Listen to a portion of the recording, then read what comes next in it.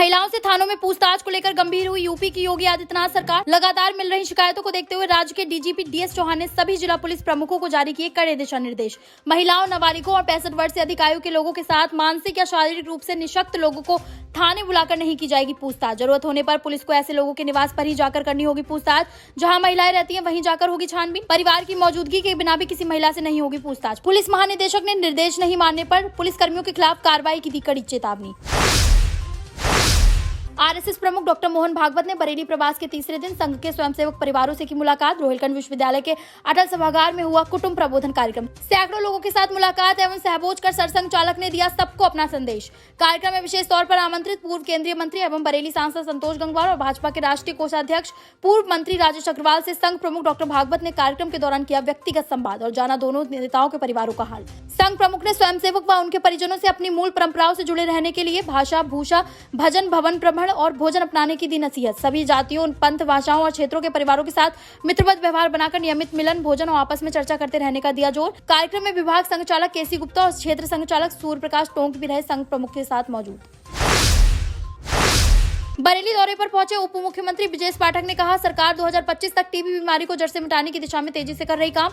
प्रधानमंत्री नरेंद्र मोदी ने देखा है टीबी मुक्त भारत का सपना। डिप्टी सीएम ने बरेली सहित समूचे रोहिलखंड के लोगों से की अपील, टीबी मरीजों को चिन्हित कराने और उनका सरकारी स्तर पर संपूर्ण इलाज सुनिश्चित कराने में करे विभाग का सहयोग। टीबी रोगियों के बेहतर खान-पान के लिए सरकार हर महीने उनके खाते में भेज रही धनराशि। डिप्टी सीएम ब्रजेश ने प्रधानमंत्री टीबी मुक्त भारत अभियान के तहत बरेली में गोद लिए 50 टीबी रोगियों को वितरित किया पोषण आहार। कार्यक्रम में प्रमुख रूप से वन मंत्री डॉक्टर अरुण कुमार, बिथरी विधायक डॉक्टर राघवेंद्र शर्मा और प्रमुख हेल्थ अफसर रहे मौजूद।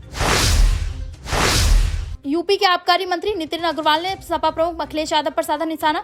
बरेली पहुंचे आबकारी मंत्री बोले, भाजपा सरकार की आलोचना करने से पहले अखिलेश अपनी समाजवादी सरकार का समय याद करें। सपा शासन में माफियाओं और गुंडों को मिलता था खुला संरक्षण, अब भाजपा सरकार में माफियाओं और गुंडों पर चल रहा बुलडोजर। कांग्रेस ने सिवाय घोटालों की सरकार देने के अलावा कुछ नहीं किया। कांग्रेस राज में कौन सा ऐसा विभाग था जिसमें घपले नहीं हुए? मोदी योगी नेतृत्व में भाजपा सरकार जनता की तरक्की और खुशहाली की दिशा में कर रही तेजी से काम। प्रदेश को लक्ष्य से अधिक मिल रहा आबकारी राजस्व, शराब तस्करों के खिलाफ चल रहा सख्ती से अभियान। बरेली में आयोजित व्यापारी सम्मेलन में भाग लेने पहुंचे थे आबकारी मंत्री नितिन अग्रवाल। यूपी सरकार के कद्दावर मंत्री धर्मपाल सिंह ने किया विपक्ष पर जोरदार हमला। बरेली दौरे पर पहुंचे पशुधन एवं दुग्ध विकास मंत्री धर्मपाल सिंह ने कहा, विपक्ष का काम जनता से जुड़े मुद्दे उठाना, मगर इस समय विपक्ष मुद्दा विहीन। आम आदमी पार्टी द्वारा बुलडोजर आहुति यज्ञ का शोर उठाने पर कैबिनेट मंत्री धर्मपाल सिंह बोले, नकली बातें होती है नकली। प्राचीन काल में शहर गांव हर जगह होती थी गौशाला, पाठशाला, व्यायामशाला और यज्ञशाला। इसके विपरीत आचरण करने वालों से क्या की जा सकती है उम्मीद? आम आदमी पार्टी के लोग करते हैं नकली काम, मगर जनता पहचानती है असली को। जनता का विश्वास देश में प्रधानमंत्री नरेंद्र मोदी और यूपी में मुख्यमंत्री योगी आदित्यनाथ। जनता को पसंद है भाजपा सरकार की नीतियां, इसलिए भाजपा को मिल रहा जनता का साथ। उत्तर प्रदेश उद्योग व्यापार संगठन ने रविवार को बरेली में किया मंडलीय व्यापारी सम्मेलन का आयोजन। कार्यक्रम में बरेली, बदायूं, शाहजहांपुर और पीलीभीत के बड़ी संख्या में लिया भाग। संगठन के प्रदेश अध्यक्ष एवं यूपी के आबकारी मंत्री नितिन अग्रवाल रहे व्यापारी सम्मेलन में मुख्य अतिथि। कार्यक्रम में बोले आबकारी मंत्री नितिन अग्रवाल, सीएम योगी के नेतृत्व में भाजपा सरकार बनने के बाद सुशासन की राह पर चल रहा यूपी। भाजपा सरकार में व्यापारियों के हित सुरक्षित। इस मौके पर डीजी इंफ्रा ग्रुप के chairman Dharmendra Gupta, Keshav Agarwal, doctor S Basu सहित कई समाज सेवियों का किया गया सम्मान। कार्यक्रम में आंवला सांसद धर्मेंद्र कश्यप एवं भाजपा के प्रदेश मंत्री डॉक्टर चंद्रमोहन संगठन के साथ संगठन के जिला अध्यक्ष अनिल अग्रवाल, जिला उपाध्यक्ष डॉक्टर राजेश शर्मा, युवा जिला अध्यक्ष कुलभूषण शर्मा, डॉक्टर पवन सक्सेना, अग्रिम गुप्ता, अमित शर्मा, रामेश भरतौल, सुनील शर्मा, आयुष अग्रवाल, कौशिक गंगवार सहित बड़ी संख्या में व्यापारी रहे मौजूद। रक्षा मंत्रालय ने छावन परिषद चुनाव की जारी की अधिसूचना। बरेली छावनी बोर्ड के चुनाव 30 अप्रैल को अपना चुनाव कार्यक्रम तैयार कर कमांड को भेजेंगे सभी बोर्ड। कमांड की मंजूरी के बाद जिला प्रशासन कराएगा बरेली कैंट बोर्ड का चुनाव। छावनी बोर्ड की चुनाव प्रक्रिया पूरी होने के बाद होगा उपाध्यक्ष का इलेक्शन। निर्वाचित सदस्यों में से ही चुना जाएगा उपाध्यक्ष। चुनाव नहीं होने की वजह से सामने आ रही थी कई तरह की दिक्कतें। चुनाव संपन्न होने के बाद समस्याओं से जूझ रहे कैंट बोर्ड में हो सकेंगे विकास कार्य। बरेली में अटल सेतु को चौपला ब्रिज से जोड़े जाने के लिए शासन से मांगा गया बजट। मंडलायुक्त बरेली संयुक्त समझदार ने काम पूरा करने के लिए 8 करोड़ का बजट दिलाने को कहा। शासन ने सेतु निगम के अधिकारियों से मांगी जानकारी। कनेक्टिंग पिलर बनकर पहले ही हो चुके तैयार।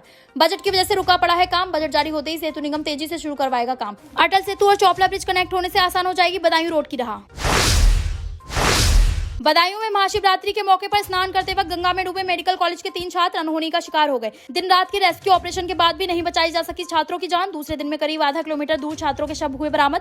अफसरों के मुताबिक कल गंगा स्नान करते वक्त मेडिकल कॉलेज के छात्र अंकुश गहलोत निवासी भरतपुर राजस्थान, प्रमोद यादव निवासी गोरखपुर, नवीन सेंगर निवासी हाथरस, पवन यादव निवासी बलिया और जय मौर्य निवासी जौनपुर गहरे पानी में गए थे डूब। गोताखोरों ने तुरंत ही बचाव कार्य में जुटकर अंकुश और प्रमोद को सुरक्षित बाहर निकाला, मगर नवीन सेंगर, पवन यादव और जय मौर्य को नहीं बचाया जा सका। 3 छात्रों की मौत से उनके परिवारों में मचा कोहराम।